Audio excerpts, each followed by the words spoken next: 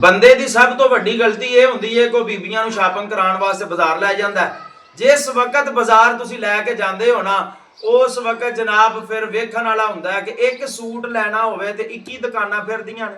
ਠੀਕ ਹੈ, ਇੱਕ ਦੁਕਾਨ ਦੇ ਉੱਤੇ ਜਾਣਗੀਆਂ, ਉਥੋਂ 50 ਕੁ ਥਾਨ ਖਿਲਾ ਕੇ ਤੇ ਜਨਾਬ ਬੰਦਾ ਕੋਲ ਸ਼ਰਮਿੰਦਾ ਹੁੰਦਾ ਰਹਿੰਦਾ ਕਿ ਇਹ ਕਰਦੀਆਂ ਕੀ ਨੇ ਪਈਆਂ ਜਾਂ ਕੀ ਮਾਮਲਾਤ ਜਿਹੜੇ ਨੇ ਉਹ ਚੱਲਦੇ ਨੇ ਪੈ। ਕਿਧਰੋਂ ਰੰਗ ਪਸੰਦ ਆ ਗਿਆ ਤੇ ਕੀਮਤ ਨਾ ਪਸੰਦ ਆਈ, ਕਿਧਰੋਂ ਕੀਮਤ ਪਸੰਦ ਆ ਗਈ ਤੇ ਰੰਗ ਨਾ ਪਸੰਦ ਆਇਆ। ਦੁਕਾਨਦਾਰ ਜਿਹੜੇ ਨੇ ਬੰਦੇ ਦੇ ਮੂੰਹ ਵੱਲ ਵੇਂਦੇ ਨੇ ਕਿ ਕੀ ਬੁਲਾ ਲਿਆ ਕਿ ਤੂੰ ਆ ਗਿਆ ਜਨਾਬ, ਸਾਡੇ ਪੇਸ਼ ਤੋਂ ਪਾ ਦਿੱਤੀ ਏ।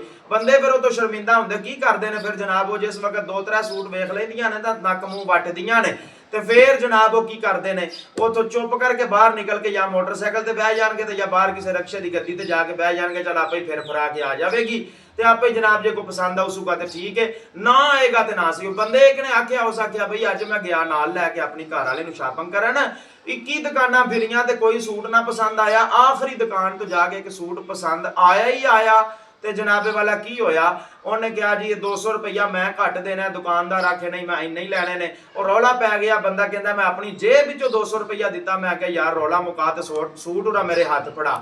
ਜਿਸ ਵਕਤ ਸੂਟ ਲੈ ਕੇ ਜਨਾਬ ਉਹ ਵਾਪਸ ਆ ਗਏ, ਵਾਪਸ ਆਏ, ਦੂਸਰਾ ਦਿਨ ਹੋਇਆ ਤੇ ਉਹ ਹੀ ਬੀਬੀ ਘਰ ਵਾਲੇ ਨੂੰ ਕਹਿਣ ਲੱਗੀ ਅੱਜ ਫਿਰ ਬਾਜ਼ਾਰ ਜਾਣਾ। ਕਾਦੇ ਵਾਸਤੇ? ਸੂਟ ਵਟਾਉਣ ਵਾਸਤੇ ਜਾਣਾ, ਰੰਗ ਨਹੀਂ ਸਹੀ ਆਇਆ।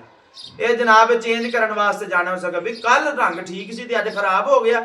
ਨਹੀਂ, ਉਹ ਦੁਕਾਨਦਾਰ ਨੇ ਲਾਈਟਾਂ ਹੀ ਇੰਨੀਆਂ ਲਾਈਆਂ ਸਨ, ਪਤਾ ਹੀ ਕੋਈ ਨਹੀਂ ਲੱਗਾ। ਉੱਥੇ ਚਮਕ ਹੀ ਬੜੀ ਪੈਣ ਦਈ ਸੀ ਤੇ ਇੱਥੇ ਆ ਕੇ ਤੇ ਸੂਟ ਦੇ ਪੱਲੇ ਹੀ ਕੁਝ ਨਹੀਂ ਹੈਗਾ ਤੇ ਅਸੀਂ ਤੇ ਐਵੇਂ ਹੀ ਇੰਨੇ ਪੈਸੇ ਦੇ ਆ। ਤੂੰ ਪਾਗਲ ਸੈਂ, 200 ਰੁਪਈਆ ਐਵੇਂ ਵੱਧ ਦੇ ਆਇਆ ਜਾ ਕੇ। ਪਾਗਲ ਫਿਰ ਉਸੇ ਬੰਦੇ ਨੂੰ ਬਣਾ ਦਿੰਦੀਆਂ ਨੇ ਜਿਹੜਾ ਜਨਾਬ 5 ਘੰਟੇ ਬਾਜ਼ਾਰ ਦੇ ਵਿੱਚ ਖੱਜਲ ਹੁੰਦਾ ਤੇ ਨਾਲ ਹੀ ਜਨਾਬੇ ਵਾਲਾ ਸ਼ਰਮਿੰਦਿਆਂ ਵਾਂਗੂ ਜਿਹੜਾ ਉਹ ਲਗਾ ਫਿਰਦਾ ਹੁੰਦਾ। ਤੇ ਇਸ ਵਾਸਤੇ ਜਨਾਬ ਵਿਆਹ ਤੋਂ ਬਾਅਦ ਤੇ ਇੰਜ ਦੀਆਂ ਮੁਸੀਬਤਾਂ ਤੇ ਇੰਜ ਦੇ ਸਿਆਪੇ ਜਿਹੜੇ ਨੇ ਪੈਂਦੇ ਹੀ ਰਹਿੰਦੇ ਨੇ। ਤੇ ਗੁਜ਼ਾਰਿਸ਼ ਕਰਾਂਗਾ ਉਹਨਾਂ ਲੋਕਾਂ ਅੱਗੇ ਕਿ ਜਿਨ੍ਹਾਂ ਅਜੇ ਤੱਕ ਵਿਆਹ ਨਹੀਂ ਕਰਾਇਆ, ਉਹ ਜਿਹੜੇ ਕੋਈ 2 ਸਾਲ ਸੁੱਖ ਦੇ ਲੰਘਦੇ ਜੇ ਉਹ ਕੱਢ ਲਵੋ। ਬਾਕੀ ਗੱਲ ਚੰਗੀ ਲੱਗੀ ਹੋਵੇ ਤੇ ਲਾਈਕ ਕਰਿਆ ਜੇ, ਸ਼ੇਅਰ ਕਰਿਆ ਜੇ, ਦੂਸਰੇ ਦੋਸਤਾਂ ਤੱਕ ਪਹੁੰਚਾਇਆ ਜੇ ਤੇ ਮੈਸੇਜ ਕਰਕੇ ਖਿਆਲਾਤ ਦਾ ਇਜ਼ਹਾਰ ਜ਼ਰੂਰ ਕਰਿਆ ਜੇ। ਅਸਲਾਮੁਅਲੈਕੁਮ ਵਰਹਿਮਤੁल्लाह।